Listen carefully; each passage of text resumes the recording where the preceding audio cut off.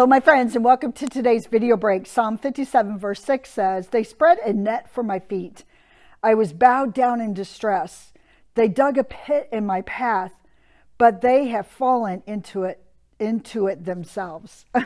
So who is David talking about? David's talking about the enemy that's chasing after him. They dug a pit for him, but he fell into it. But he fell into distress. Did you hear those key words?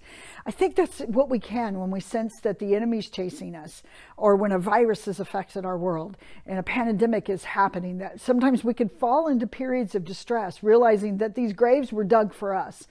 But God is asking us to a higher calling. He's pulling us out of these places, saying, where David could actually say, "But you, God, are exalted above it all. You are the one that your glory is above it all.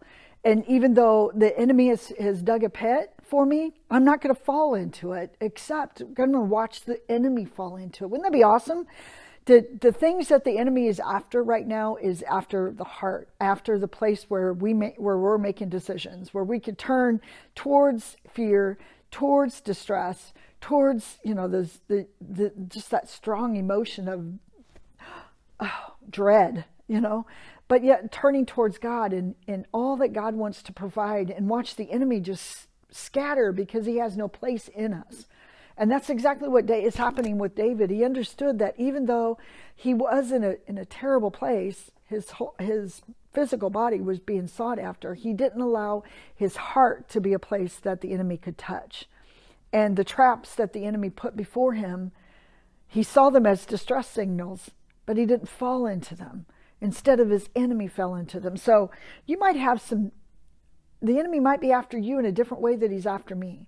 He knows our weakness. He knows the places to come and get us, and so, but instead of allowing him to have those spaces, what if we turned those spaces into places of praise? This is what I'm finding David did, or recognizing where God is in it.